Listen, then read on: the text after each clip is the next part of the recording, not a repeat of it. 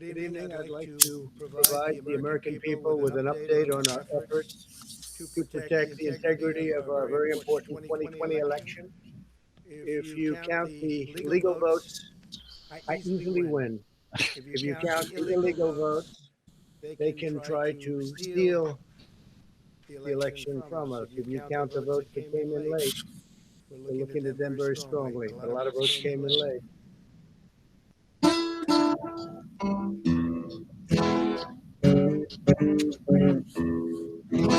And I can't find a seconder usually when I propose this, but I don't care. I don't need a seconder. My own opinion is enough for me, and I claim the right to have it defended against any consensus, any majority, anywhere, any place, any time. And anyone who disagrees with this can pick a number, get online, and kiss my ass. No representation is made that the quality of legal services to be performed are greater than the legal services performed by other lawyers. I'm Harry Steele, a good Southern lawyer.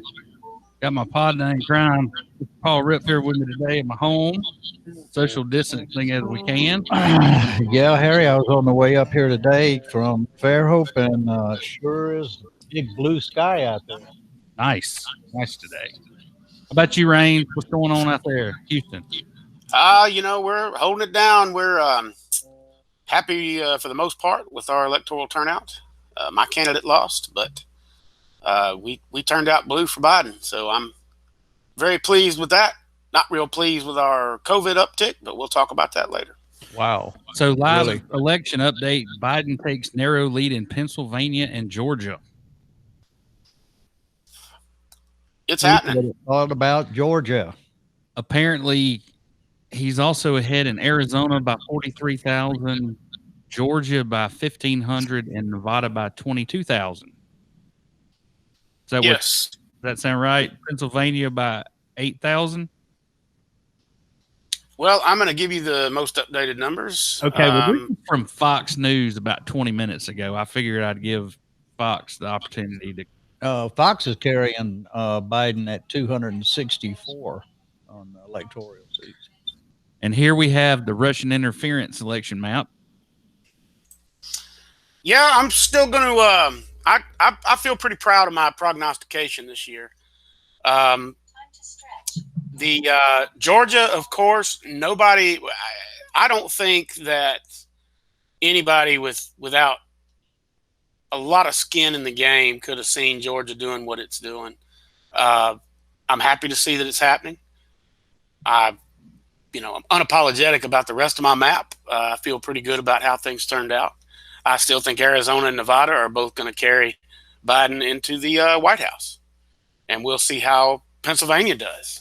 I knew Pennsylvania was going to be close, but I still called it solid blue because I knew the mail-in was going to be a big deal because of what we'll talk about here in a little bit, the consequences of the campaigns.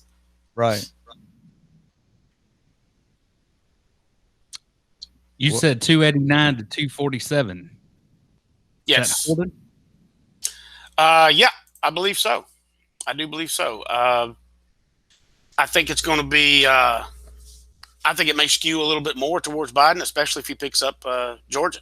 So, but as of right now, I'm feeling pretty confident about my numbers. One of the interesting things.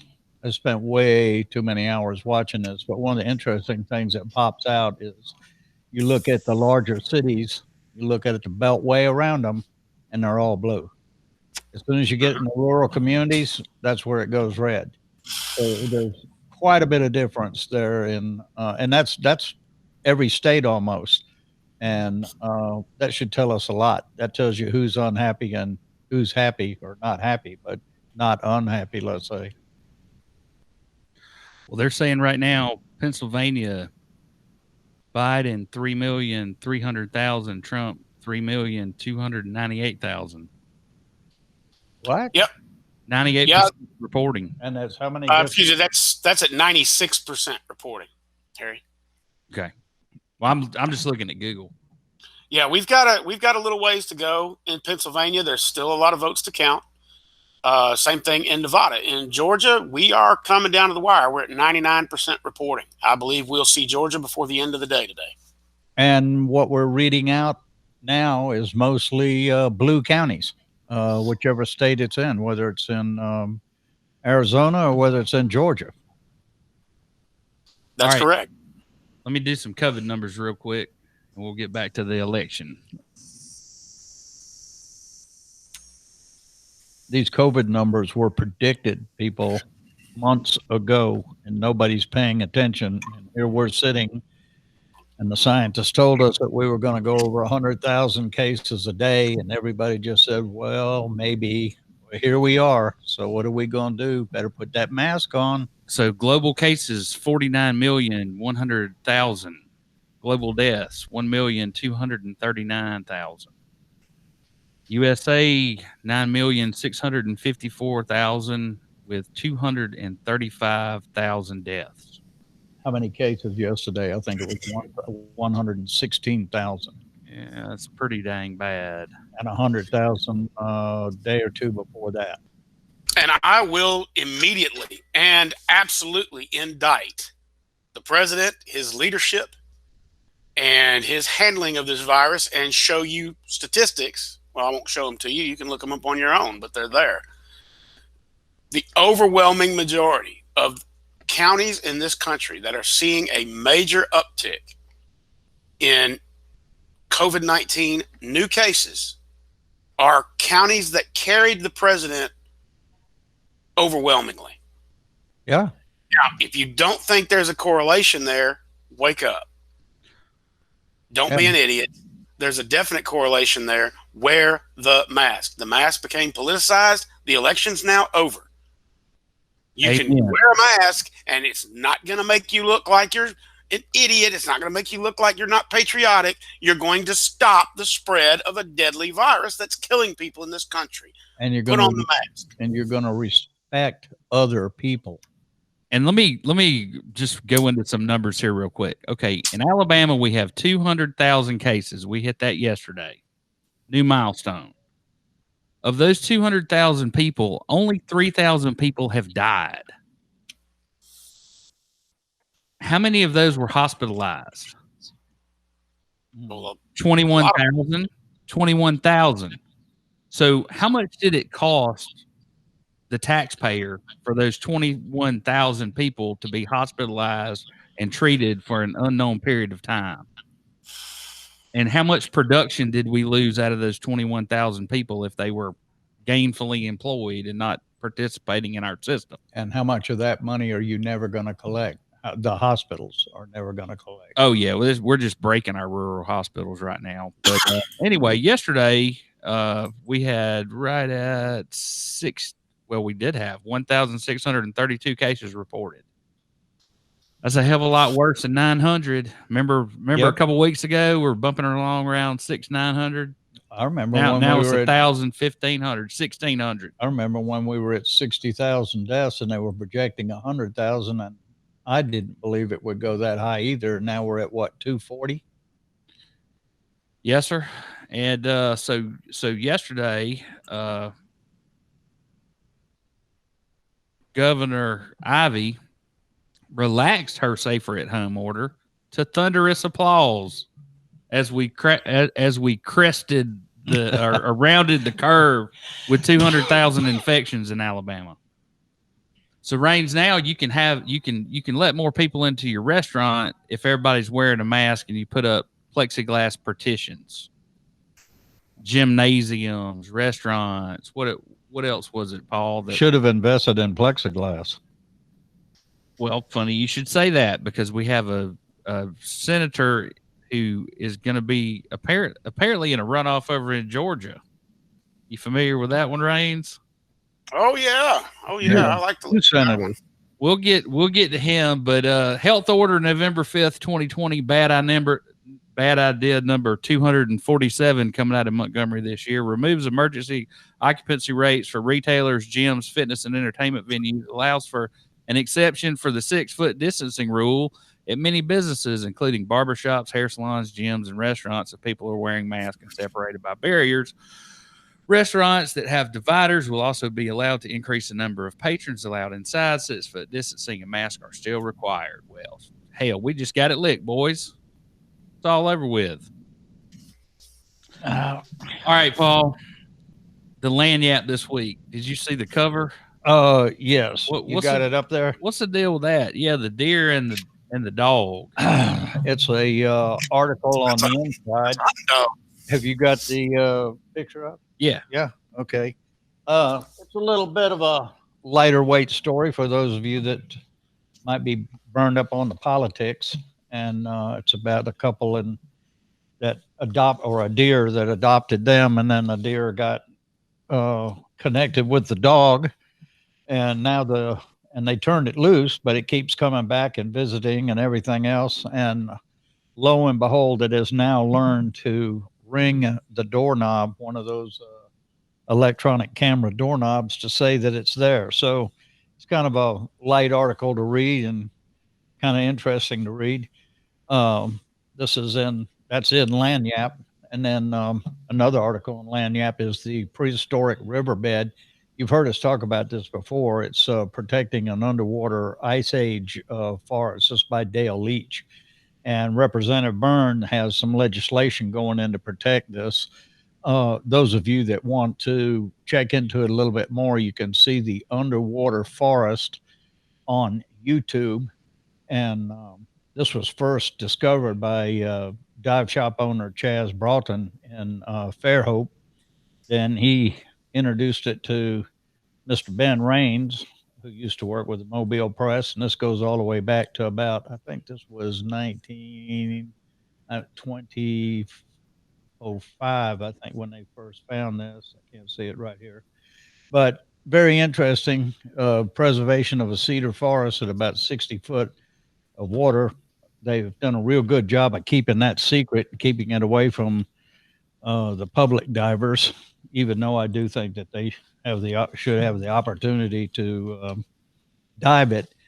Then there's another article, those of you that are still in a little bit of Halloween, History Overgrown. Oaklawn Cemetery is Mobile's Forgotten Burial Ground by Lynn Olshoe. It's the Part 4 series by Lynn, and it's real good. It also names some of the people that are deceased in the cemetery. One is Lula Coleman Page, 1862, 1966. Boy, she had a healthy life, 104. Was the daughter of a slave and the mother of baseball pitcher Leroy Satchel Page. She was the present and steady figure in Leroy's life and those of his siblings. She taught them to yield to harsh surroundings and when to fight and when not to fight. The Life and Times of an American Legend by Larry Tile goes into Satchel Page's life.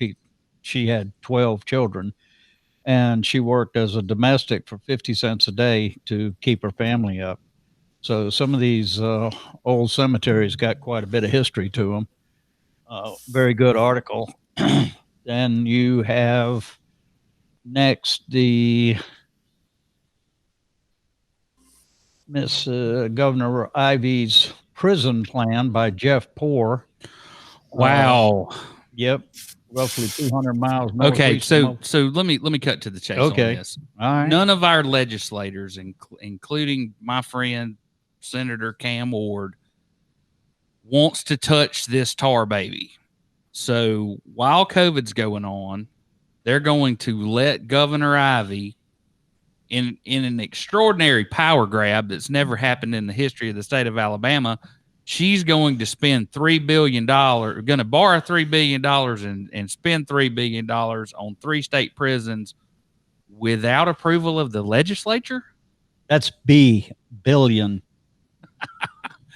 and these other elected officials are fine with her doing it because none of them want to be seen as the guy who spent $3 billion on the prison system. And where they're wanting to build the prisons, they're getting quite a bit of pushback from the citizens that do not want the prisons in that area. Go figure.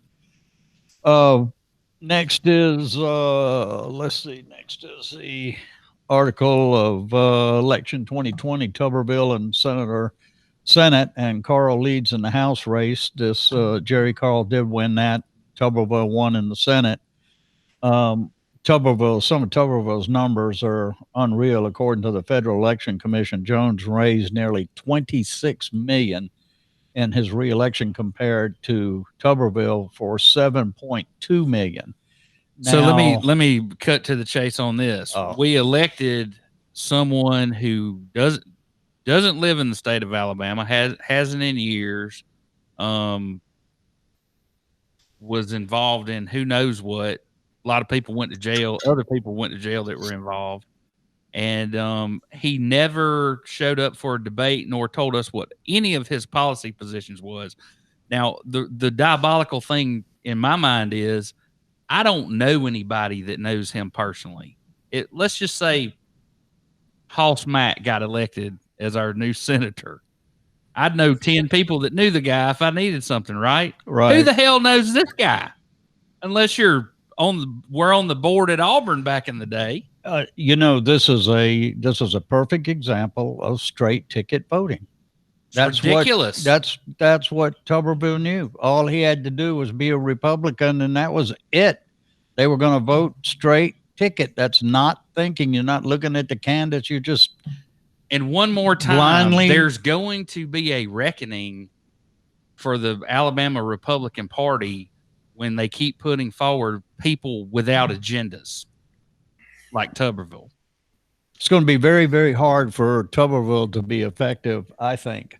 However, I think Jerry Carl has a very good opportunity to be extremely effective. So we'll have to see how that plays out. I mean, how many damn astronauts live in Alabama? We can't find an astronaut to run, a fighter pilot. We got to send a damn football coach up there that was born in Arkansas. Well, we'll see where it goes. I can assure you that Senator Shelby's already headed back to $3,000 suits in the back of limos. Paul, come check out this picture everybody else is looking at. Yeah, well, that's where it's headed. You can be sure that Shelby's got his arm around him already too. So we'll have to see where that goes. Well, I think there's a couple of things that you can look forward to with Tommy Tuberville. First and foremost, Senator Tuberville is already hanging his hat on a losing program. Correct. He's come out on Twitter and social media and everything else talking about how much he supports the president who was president for the last 4 years, how much he supports everything that Trump's doing, and all that's great. And we know that he likes to hang his hat on losing programs. Because 12 years from now, whether Trump's president again or not, he will continue to fly into backwater hellholes like Alabama, South Carolina, North Carolina, and campaign for these idiots who supported him through this election. That's what. Well, I don't necessarily agree with that, because I believe the Trump stink is going to be something that's going to that a lot of these candidates are going to have to contend with. They're not smart enough to figure it out. There are going to have to be consequences in elections for people to figure that out. Well, another thing that you can look forward to with Tuberville is he may switch to being a Democrat, because if there's anything, because if you want to elect a college football coach simply based on the fact that he was a college football coach, let's look at what Tommy Tuberville's done. He gets in at Auburn, he wins a championship. Oh, guess what? Goes to Ole Miss. Gets to Ole Miss. Oh, you're gonna have to dig me up out of Mississippi. Where's he go? Cincinnati. Well, he gets to Cincinnati, loses a little bit, and he goes to Texas Tech. Or I may have that all skewed out, but the point is he's going to go where he needs to go, and he's got no loyalties for nothing. So count on Tuberville saying, you know what? I like the way these Democrats are doing things. I'm just going to switch over to that. Because you didn't elect a congressman. You didn't elect a senator, Alabama. You elected a football coach. So be ready for him to act like one. And that's a 6-year term. All right, I gotta break it up for a second. We're gonna get back to some Lagniappe, but I gotta tell everybody about some high drama we had here in Bay Minette yesterday. Earlier today, 41-year-old Juan Andre Rosado Ortiz being held on gun, drug, and burglary charges. Debbie Williams live in Bay Minette, and Debbie still no sign of Ortiz. has made a life of crime. He had been arrested by the Fairhope Police Department on several burglary charges. We have housed him since February of 2019. He has also been arrested on drug charges and federal gun Temporarily. Notice the construction at the jail. and walked away from the construction area. He was temporarily in this area. Well, anyway, he escaped at 2 o'clock in the morning. Nobody told us about it. We woke up to there's a, armed robbery suspect at large, and they didn't catch him till 10:30 last night. Now, the interesting thing is he went over razor wire, and me and Buddy Steele and a couple of coon dogs could have run this guy down in about 30 minutes because there was a blood trail all the way down. He just went straight down Doleave to 225, and that's where they caught him. Anyway, Well, they're going to have a lot always more. something going around here. Yeah, well, I'm blaming that. They're going to build the brand new jail up there too, so the possibility of that happening is going to be again and again. But anyway, the next Frank, I just wanted to let everybody know that Thomas Frank Burt Jr. He was a 8-term county commissioner, passed this week. His funeral was yesterday, and of course, Commissioner Burt. right. Have you ever heard of anybody serving 8 terms reigns? Oh, and that being a good thing? Well, it's never a good thing. It's mostly, stagnant water. But Right. it happens. That's like serving 9 years as a council president. Nothing's going to come good of that either. All right, I got some good news out of Mississippi. All right, go ahead. What do you think? So I don't get the whole gold on the flag, but of course, Raines is from a state that thinks if you put on a gold chain with your pink wife beater, that's dressing up to go to the store. Oh, so they True. Yes. I mean, I don't know. I don't like the gold, but I do like the flag. It's a well, you know what? Let's just Pretty call it what it is. If you put on a big fat gold chain, we all know that you bought that with your welfare check in Mississippi. The key is to put on a gold herringbone chain. That way, we know that you went to a pawn shop and sold them your $250 WIC card for a $100 gold herringbone chain. It's a difference.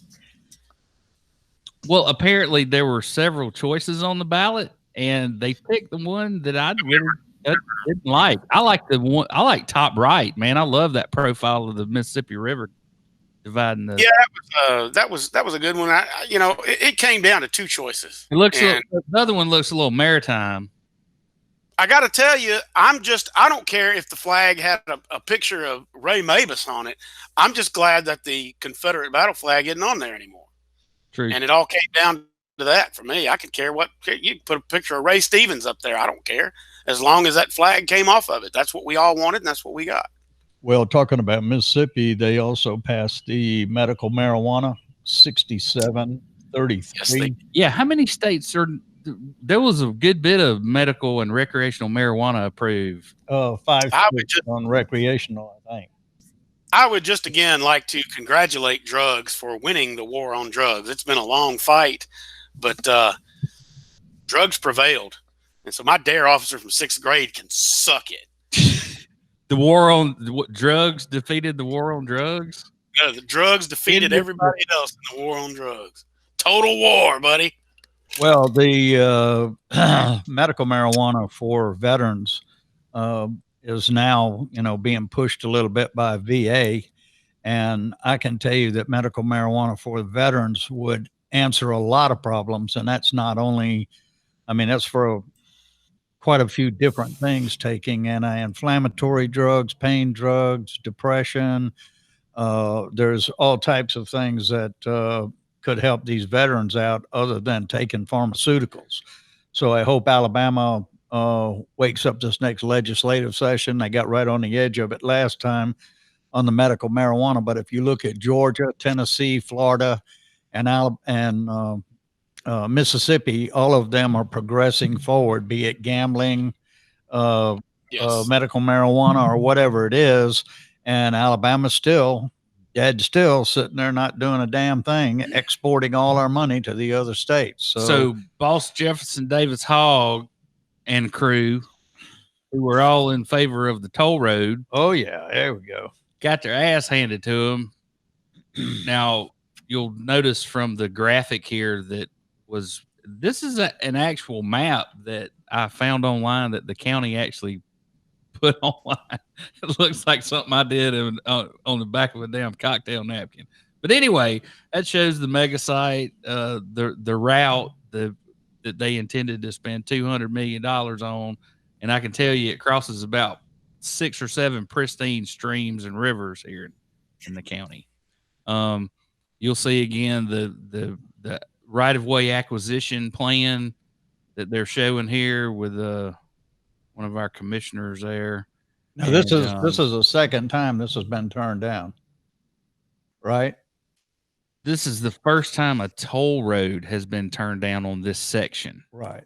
Okay. But that doesn't mean that I expect that it will that it's over with. You know, they're going to go ahead and they're going to acquire the right of way, and then you just need to remember who all was for this project: PD Mayor Bob Wills, the Undertaker Huey Mack, the taxman Elliott, the protector of the innocent, or I'm sorry, the prosecutor of the innocent Matt Simpson. And the man who only knew, anyway, Wiley Blankenship from Coastal Alabama Partnership, they were all behind it. And he's the only man that I ever knew that created a job for himself and got to keep it after failing so spectacularly. The Coastal Alabama Partnership was created to ensure that BP funds stayed on the coast by giving money to politicians in North Alabama. And he failed spectacularly, but for some reason, we still have the Coastal Alabama Partnership. And I can't for the life of me figure out what in the hell they do.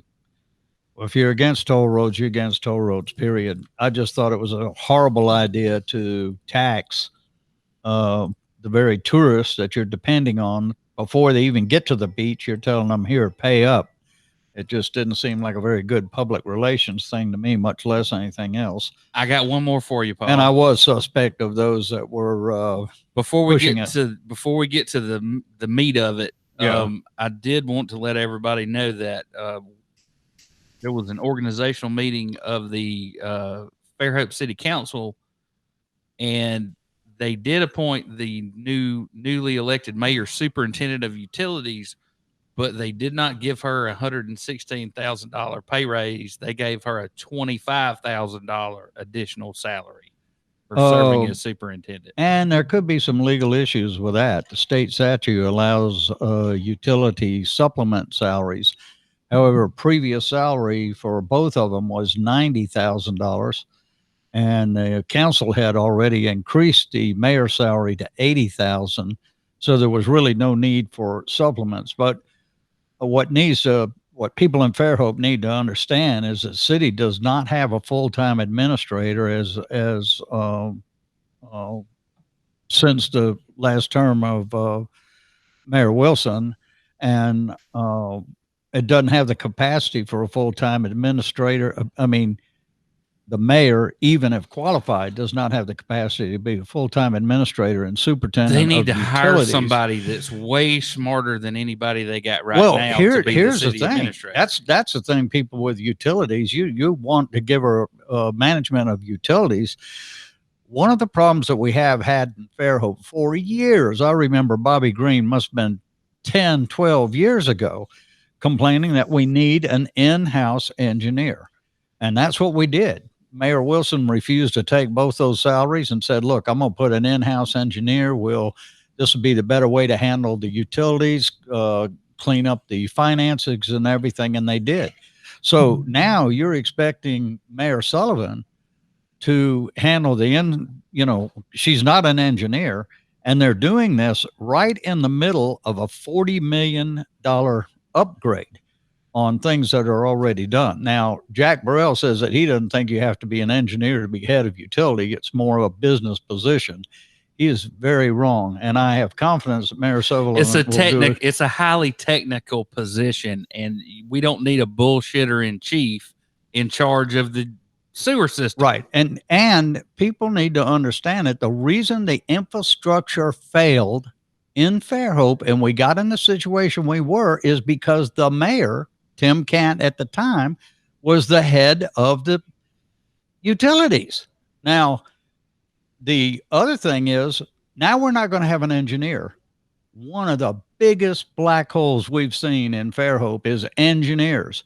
So now we're going to hire an engineer every single time we need one for anything to do with the utilities, and watch who the engineers are.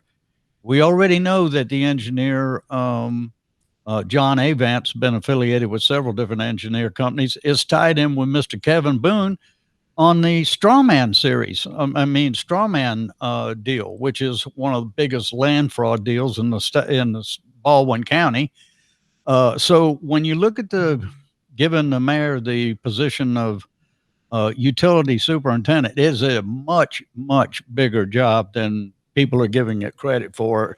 And I think you're going to see just because the arise. people running it in Bay Minette don't have college degrees doesn't mean that that's a good idea. That they're no yardstick. Well, you have the difference is you have $40 million worth of projects. Mayor Wilson or Mayor Sullivan, neither one are qualified for that job. Mayor Wilson agreed. That's why they had an engineer put in there. But you'll see, you watch and see, we're going to have problems with engineers. Because over Fairhope, the council's going to be picking out the engineer. It's another way of kind of bribing the engineers. But prepare your body for the shock of what's about to happen to you. Absolute. Just remember, if Jack Burrell's lips are moving, he's lying. So, all right, let's get to the crux of it. Oh, damn the torpedoes. So give me a little bit. So give me some background about what Gabe had to say first, because he does a good job of explaining it to everybody. Well, it's kind of hard to do when you read. I mean, you almost have to read the thing. You know, in a 6-2 decision Friday, the Alabama Supreme Court denied an attorney's request to review judicial orders filed in the civil case against Fairhope restaurant owner Ronin McSharry, who is being sued by the woman he shoved off the bar stool in 2018. This is still going on. Let's see. Mr. Dinardi's case, I believe that some of the trial court's rulings were so exceptional that they warranted an Alabama Supreme Court immediate review. Okay, so first of all, these decisions made by the court were made in the civil case. Ms. Dinardi is suing Ronin McSharry for knocking her off the bar stool and the resulting injury. Right. These decisions that they're appealing are decisions that Judge Stankoski made related to what evidence would be allowed, what things would be excluded, things like this. And what Ms. Dinardi's attorney is saying is that while these are balls and strikes that the judge should call, they should have been done in a hearing and giving her an opportunity to tell the court why it was imperative that they have access to these records. So continue. And one more time, we've been through this, and you've been through it with us. A writ of mandamus is an extraordinary writ. Absolutely. And courts or appellate courts, a lot of times. Explain what the mandamus is. Well, a writ of mandamus is an extraordinary writ where you're asking a higher court to order a public official to do something. In other words, they could have ordered Judge Stankoski to vacate that order that he made related that Mr. McDonald had issue with, and order him to hold hearings on these issues. Mm-hmm. Go through the proper procedure. So the fact that there was no majority opinion, there was only one dissent. And do you have that highlighted? Can you tell us what the dissent was? Well, that is Justice Sarah Stewart, and quote unquote, it is my belief that before sealing the record in a case which prevents the public from gaining knowledge of the issues involved in the litigation, a trial court is required, pursuant to the court's established precedent, to determine whether the movant has met his or her burden of demonstrating by clear and convincing evidence that the requested filings are due to be sealed. And this is now I'm quoting out of Rob Holbert's follow-up article to Mr. Times, where Supremes missed the chance to set the record straight. Let's see, there is one thing I wanted to, in the Dinardi case, back to Gabe Tynes, in the Dinardi case, I believe some of the trial court's rulings were so exceptional that they warranted the Alabama Supreme Court's immediate review. And 2 days after Lagniappe published a report on the dismissal, the city appealed Stankoski's decision, Judge Stankoski's decision, to the Alabama Supreme Court Criminal Appeals. Their presiding judge, Mary Wyndham, determined that the city's appeal was filed after the 14-day statutory deadline, but gave the city an additional 14 days to show cause.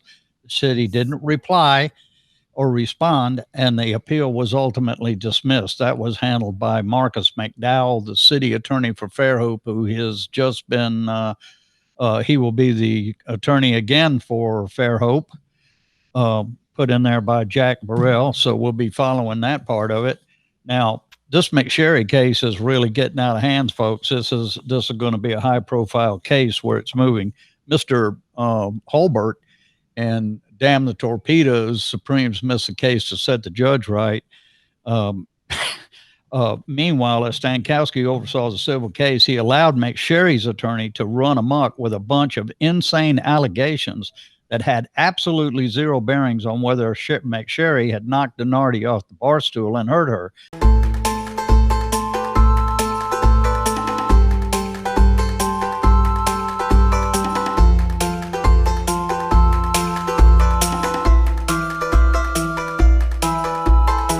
The judge let attorney James Pittman go wild with a wacko theory that this newspaper, Fairhope Mayor Karen Wilson, blogger myself, Paul Ripp, and attorney Harry Steele were working in cohorts to destroy McSharry's already destroyed reputation. I'm glad that he wrote it that way. Just like we've been destroying the reputation of Sheriff Mack and some of these other guys, you know, right? Like they need our help.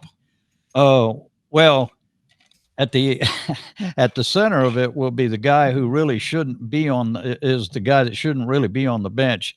Holbert refers to Stankoski as Stanky, and I can assure you that little nickname is going to stick.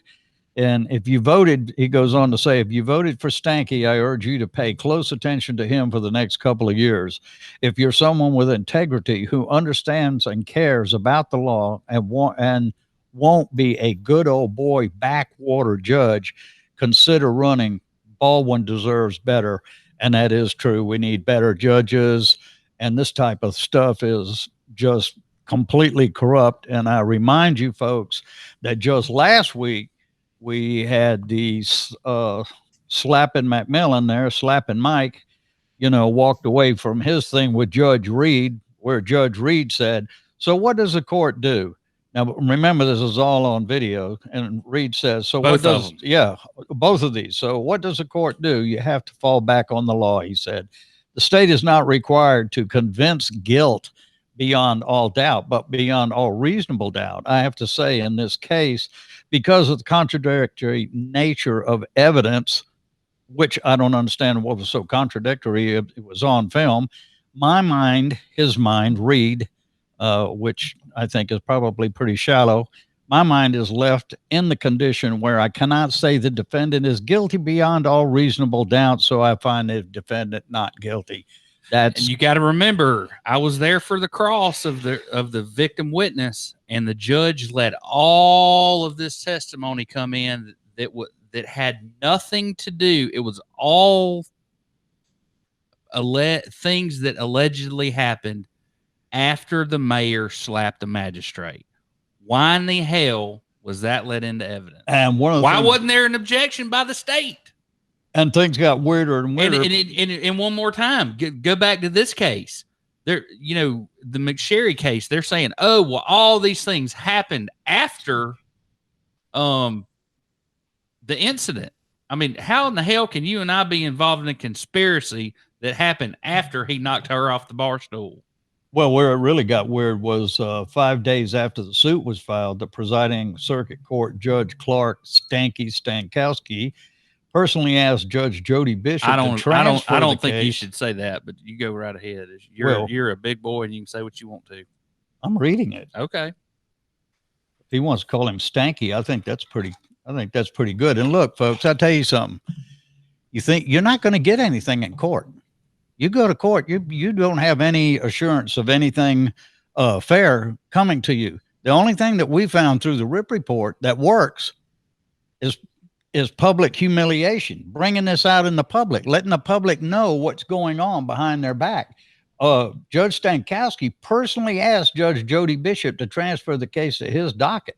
It was originally signed to Bishop, but he told Lagniappe, Stankoski asked for the new case because he had presided over an appeal for an unrelated criminal conviction with McSharry had in Fairhope Municipal Court for drunkery and threatening artist Noel Hollis in 2017. Now, McSharry's case comes up. I think it's called public intoxication. Well, that's, I like drunkery. Public drunkery.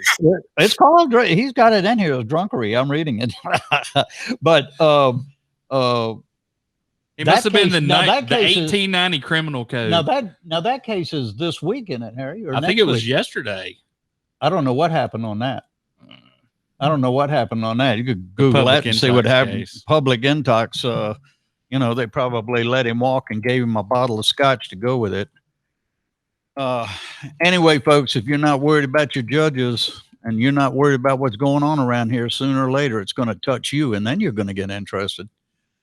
But this case really, really stinks. I hope everybody follows it. And any women, why in the world you would ever take your family to McSharry's to have to that restaurant, I do not know, but that's up to you.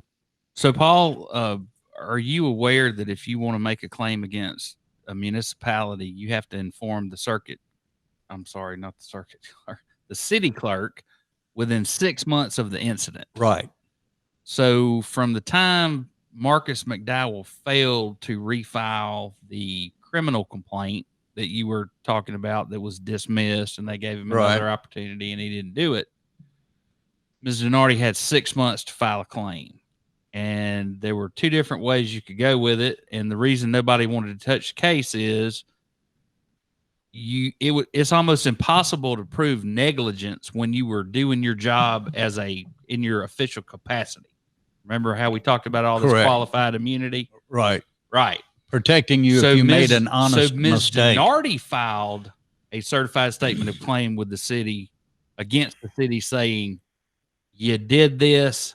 It wasn't negligence. You did it on purpose, and we're going to prove you did it on purpose. So the fireworks are far from over with. And let's not forget this. I'm sleeping with the sword hanging over me. Stankoski has ordered me to turn over all of my communications with the Lagniappe newspaper. Some of them may be attorney-client privilege information of yours, Mr. Rip, or some other clients. Mm-hmm. Well, and if I did that, you probably wouldn't file a bar complaint against me, but Ms. Dinardi would, and the Lagniappe would, and I would be disbarred. That's the kind of bizarre things that go on in a county where the sheriff is in charge, and that's all I'll say about it. Yep, I'm looking forward to it. Pay attention to your judges. The only way you're going to change it is the same thing we're going through today, and that's voting. If you don't vote, don't bitch. Yep. So Mr. Rushin? Yes, sir. You see anything? We're sitting here looking at Fox News. Alaska is Trump by 54,000. Arizona's Biden by 40. Georgia's Biden by 1,500. Nevada's Biden by 20,000. North Carolina's Trump by 76,000. Pennsylvania Biden by 13,000. Yep. That's a total of about 69 electoral votes. Trump cannot win if he loses Georgia at all. That's correct. What we're looking at right now is the unraveling of the inevitable. It is important more than anything, especially for this election, that we make sure all the votes get counted. And that's why these states are taking their time and doing it right. And they're not calling it, right? They're not calling it. I think with some certainty, we can hold up my electoral map and say, you know what, you were right about just about all of them.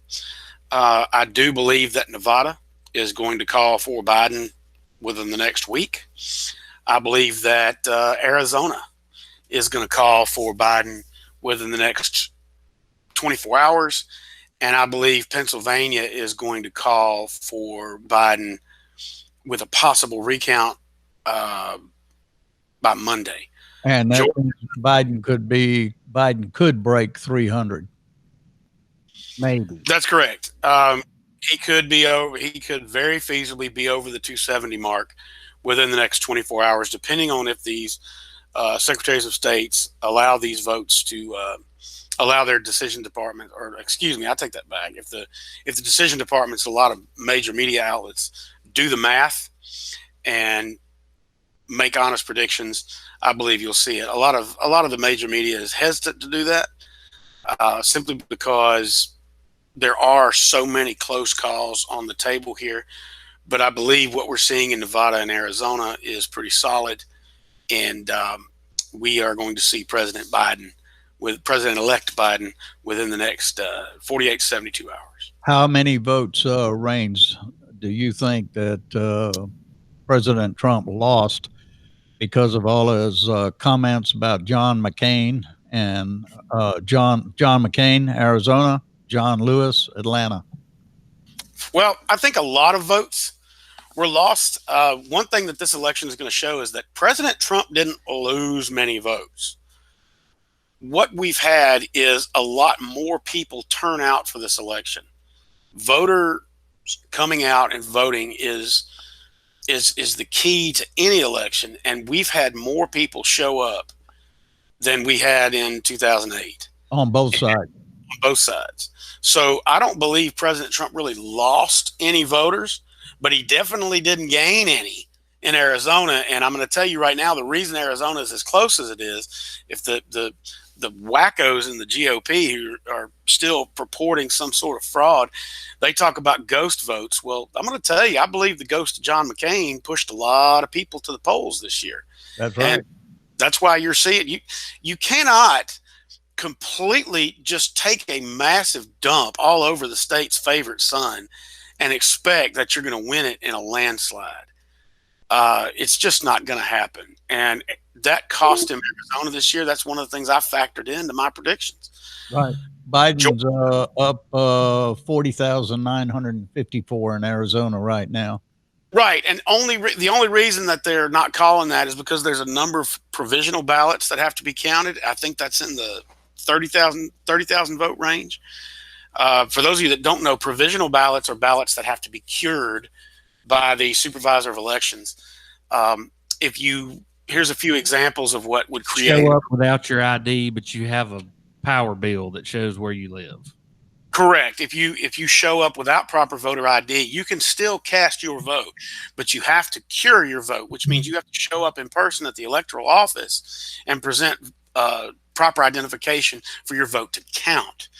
A lot of ballots are cast and they have to be cured. That's what provisional ballots are. If you asked for a mail-in ballot, this is one of the biggest ones we had this year. If you ask for a mail-in ballot, then don't use it and show up to election day to vote. You have to turn in your mail-in ballot, and a lot of states' regulations are different on that as to how that's done. And what that creates is a provisional ballot. You still get to cast your ballot, but for it to be counted, they have to certify that you've turned in your mail-in ballot and that it's been invalidated. One of the things we've just seen come out of Pennsylvania is that a federal judge has segregated about 30,000 ballots that are provisional ballots that need to be certified and cured. So they're going to be segregated from the state's vote count. That's why we're not going to see Pennsylvania until probably Monday or Tuesday. And some of these, a lot of people, I know I got involved one time with a recount on an election. And once I found out that it was going to cost us $30,000 to have a recount, and I got asked, well, how exactly do you do the recount? And they said, oh, we just take the ballots and run them back through the same computer. Well, very rarely do you see much of a difference in that if you don't dissect them any more than that on the recount. If the recount is done generically just like that, most likely it's going to come up pretty close to the same thing. You may have a little bit of difference, but not significant enough. And I agree with you. They're not. I'm glad the major news channels are not calling it. I hope that they'll let some of these states go all the way down to 0, no votes to be counted, and then they can declare the state. And I think that's the way that it should go. Count every single solitary vote before you declare. I completely agree with you on that, Paul. I believe that's where it needs to go. I'll give the only big opinions that I'll give are the ones that I gave before the election.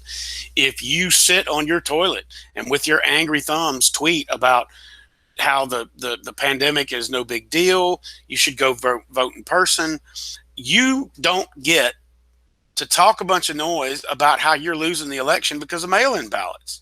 You told your base to go out and vote. Don't worry about mail-in ballots. Well, Democrats voted with mail-in ballots. I talked about it before. They vote early, and they voted with mail-in ballots because they wanted to be safe this election. And that's historic. The mail-in ballots are what's going to win this election for President Biden. And I hate to say it, but you don't get to stand on your toilet and shout about how you didn't win because the mail-in ballots are crooked. And it's going to be, and it's going to be particularly grueling for President Trump because it's going to be like pulling one tooth at a time because these things are coming in very, very slow. And I'm sure it's extremely unnerving to be watching. But this is your democratic process and working. And this is what the United States is about. And like I said, they made it easier for people to vote. More people voted, not on one side, on both sides. More people voted in a whole. And one thing we see is that the feeling that we had about the passion of the Republicans and the passion of the Democrats, it's obvious now that the passion was equal. That about as equal as it could get, wouldn't you think? Oh yeah, absolutely. There's equal flaming passion on both sides. I mean, it's a Mexican telenovela on both sides. I mean, they're all about it. And we knew that was going to happen. I think one of the clearest signs you'll see that there is not a lot of faith in the presidential outcome going for the incumbent president is look at some of his senior staff and look at their social media. I'll use the gorgeous Kayla McEnany, his press secretary, is a fine example. She's deleted the last 8 weeks of her tweets, and she's been rather silent on social media. She wants to work again because she wants to have a job, and she's backing away. There are a number of senior officials in the White House who are slowly backing away from the president.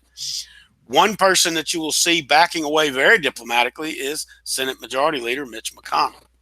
Right. He is calling for the votes to be counted. He knows what the outcome is going to be, and he's trying to get closer to the middle of the road so he can have some control over the Senate still. Now, a couple of whack jobs, and I'll call them what they are, people like Ted Cruz and Lindsey Graham, they've secured their elections. They know that they're solid where they are. They're Charlie Wilsons. They don't have to do anything but keep their base happy. So what are they doing? They're waving the Trump flag. Well, let me go back to the Mississippi state flag, and we got rid of the Confederate flag. And if we're going to talk about flags, let me say this. The one thing that the Confederate flag and all these Trump flags that I see on the back of pickup trucks here in Texas have in common is that they both represent 4 years of something that failed. So I can't wait to see all those flags come down. And we're going to see within the next 48 to 72 hours that Vice President Joe Biden will be the president-elect. And this hard part of it is going to be over. Now, what the president does, he's not going to concede. He doesn't have to concede. There's no law that said he has to deliver a concession speech or anything like that. That's just a nicety, a formality that presidents have done in the past. He's not going to concede the election. He's going to try to tie it up in court. But as we're seeing, a lot of the suits filed by the GOP on behalf of their candidate are being thrown out and summarily dismissed in a majority of the courts in the nation because there is no proof of widespread voter fraud. Got to have evidence. You can't make a case without evidence. And all of these things are being thrown out. I went to bed last night with tears in my eyes and a lump in my throat because I said I want to wake up in an America where Clayton County, Georgia is the late John Lewis's home county. I said Clayton County, Georgia is going to be the county that pushes Georgia over the top and gets Trump out of office. What irony. I'm happy to see that. I've never been happier to be a promulgator of good trouble. I've seen this before when the ghost of Bear Bryant has blown footballs, kept him from going through the uprights. Well, he didn't approve of what was going on at the program. I tell you one thing that one thing I'll predict, and one thing that I hope. One thing that I predict is that if Biden is elected, that he will move on this COVID thing very quick. Let's hope so. Immediate, and try to get a handle on it. The other thing is Biden has a very, very long history with the Senate and dealing with these people, and Mitch McConnell. I mean, he's been around a long time. And what I think may happen is you may see Biden go more to the central instead of being to the, far left. And I think you might see the far right move a little bit more central too. So, Reigns, well, I mean, if that doesn't happen, if you don't have moderatism, correct. If you're not moderation of the Democratic Party, well, moderation of the Democratic Party, but also if it is just totally partisan, that doesn't help any of us. That doesn't help any of us. We have to have people that negotiate. What do you hear about Pelosi losing speakership? I don't. A lot of people kicking that around. I don't think that's going to come about really anytime quick here. I think this next 2 months is going to be a real rocky road for us, but I don't think it's going to change the outcome of what we're going to hear today. I still say I'm for anybody under 70. Let me speak to that real quick. The problems that the Democratic Party is facing right now have not been solved by President-elect Biden winning this election. Correct. One thing that you're going to find if you pay attention to politics is that the Democratic Party is about as fractured as a party can be right now. Yes, did Democrats unite to push Trump out of office? Yes. Did they do a good job of pushing senators and representatives out? No. And the reason is because the state of the Democratic Party is about 8 different factions around the breakfast table, and it's everything they can do to keep from turning the table over and going at each other's throats. And Nancy Pelosi is not – Congresswoman Pelosi is not going to have a hard time regaining and maintaining the Speaker of the House role. She is the leader of the Democratic Party. She's going to have a hard time keeping the Democrats united and not going completely apart. That's where Nancy Pelosi's biggest challenge is in this upcoming year. It doesn't have anything to do with undoing legislation. It doesn't have anything to do with COVID. It has to do with making sure the Democratic Party does not completely implode after an election victory in the White House. Now, the president will be able to play a huge role in helping calm those jitters and maybe bring a little peace to the table. But Congresswoman Pelosi's role is not going to be, let me hold us up out of the darkness. Her role is definitely going to be, let's keep everybody from killing themselves and see what we can't do to get this country back on track. Right. And I tell you the one thing that this election has taught me is to stay in my independent camp. I will remain independent. I'll tell you. Harry, what you got there? Arizona. That is the this is the safer at home order, or the amended order by the governor. I'm just getting it all on film, man. Well, that's pretty much what I got. I do hope Fairhope pays attention and watches what's going on with those utilities, because that's the way they got in trouble.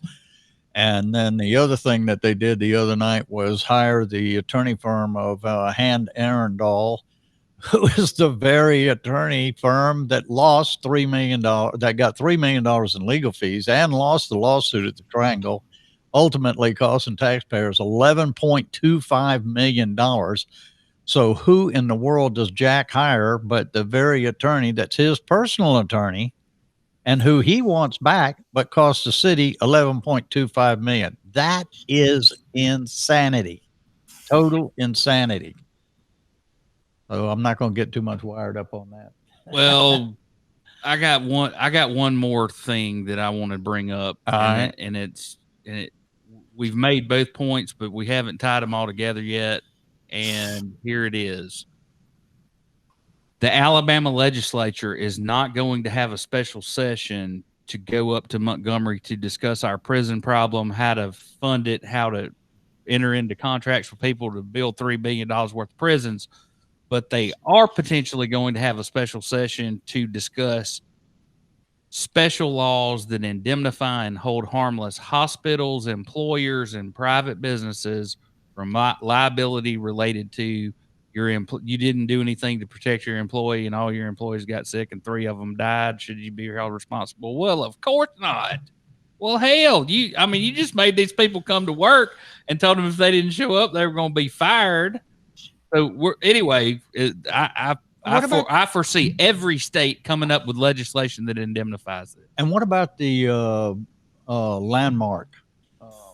All that shit passed. All of that passed, right? Yeah. So that's going to limit the annexation of some of the municipalities around. That's going to open up the county there.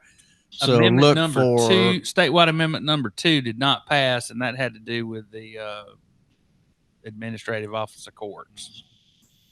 So the county landmark districts now are open for business, ladies and gentlemen. That's right. You will find out what the end result of that is. So, Raines, you got any more insight about what's going on? We were looking at some PBS numbers. Nothing seems to have changed. When do you expect we're going to have an announcement? I believe we're going to have an announcement on the key states on either Pennsylvania or Georgia within the next 48 hours. I still say he doesn't give a concession speech. He flies to Switzerland, steps off the plane, and says, "Holy shit, that's the greatest reality show that's ever been put on." And he never sets foot back in this country. It would really be nice if a sitting president of the United States who lost an election fled the country, like a Robert Mugabe or someone like that. I expect he will. Well, I don't think it's going to happen. Well, no, I don't think literally that he'll flee the country, but he does have some legality hanging over him in 2 or 3 cases. So we could be setting a new record here for a president that goes out of office and then is indicted very soon. Biden will pardon him to heal the country. I do not believe so. I don't believe so either. Just wait and see. I wouldn't put money on that. I wouldn't put money on that. All right. I've had a bait of you guys today. Okay.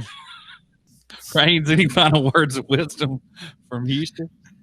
From Houston, Texas, I'll tell you what, everybody here loves guns and everybody loves their country. But if I see you on my street waving a gun and a Trump flag, we're going to have us a fist fight. And I'll leave it with it's going to be a Blue Friday, I believe, but tomorrow's another day. Yeah. Y'all have a good weekend, and we'll see you next time. Well, these are high-stepping turkeys, and you know what?